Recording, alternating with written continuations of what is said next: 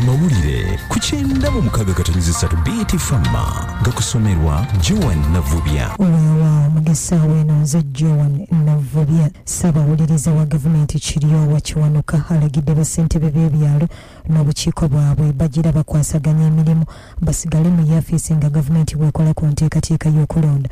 Kino jjukira bassentebe bano ekisanja kyabwe kyaggwako nga 10 omwezi guno nga balagiddwa okusigala nga batambuza emirimu. Sabawuliriza akakasizza eggwanga nti ensonga y'okulonda kw'abassentebe etunulwamu nga bwe balindirira cabinet ne parliament ku kisembayo. Bino abyogeredde mu lutuula lwa parliament leero mu kusoma ekiwandiiko kya gavumenti ku nteekateeka yaayo ey'okulonda kw'abassentebe b'ebyalo n'obukiiko bwabwe. Ekiragiro kya Sabawuliriza kino kitabudde ababaka ba parliament kosa sipiika bw'abalagidde nabo bagende mu kkooti bwe baba tebamatidde na kiragiro kye. Kino kitabudde sipiika okukakkana ng'olutuula olwaliira luyimiriza okutuusa gavumenti lw'enaavaayo n'enteekateeka ennambulukufu ku kulonda kw'abassentebe b'ebyalo. Poliisi egambye efunye sampulo okuva ku mmere eyaweereddwa abayizi ba Wilkes Nakanyonyi SS Naggalama Mukono abasoba mu 15 abaddusiddwa mu malwaliro ng'embeera yaabwe yataasule wataasiiba we yali kunyumwa ku bigambibwa embu mu mmere gye baalidde mwandibanga baabateereddemu obutwa. Amyakasika wa poliisi ya Kampala Local ICG aliko byayogedde.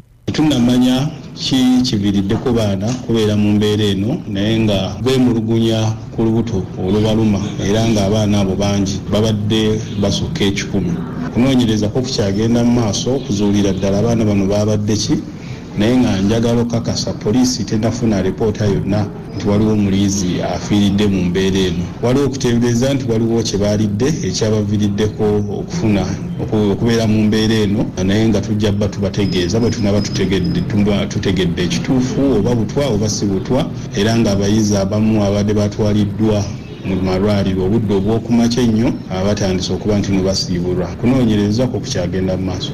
Minisita w'ebyobusobozi n'amakolero Mubeezi Francis Mwebesa yeewuunyizza nti David Ebiro akyali ssenkulu wa UNBS ekitongole ky'ebyomutindo mu ggwanga ng'ono yali yafulumizibwako ebbaluwa emugoba mu yafeesi eno ku nkomerero y'omwezi oguwedde ku misango gy'okweyambisa obubi yafeesi n'okwonoona ssente y'omuwi w'omusolo. Ebiro ejjo yakwasiddwa CID akakiiko kakwasasa mu paalamenti bwe kakitegedde nti yagulirira obukadde 10 okusigala mu yafeesi eno. Ekibiina ky'amawanga amagatte kigamba bwe tunaatuukira omwaka gwa 2035 ng'abantu akakadde kalamba be bafa ekirwadde ekyakafuba TB singa enteekateeka ezibaga okulwanyisa ekirwadde kino teziteekebwa mu nkola.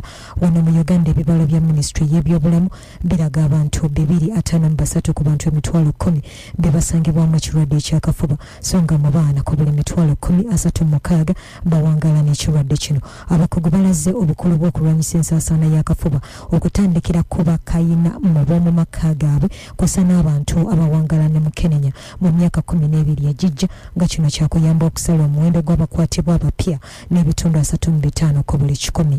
Ekitebe ky'Amerika mu ggwanga kikwasizza ebizimbe eby'enjawulo mu disitulikiti 7 bye baazimbira abataka ku lw'enkulaakulana n'okutumbula ebyenjigiriza mu mambuka g'eggwanga.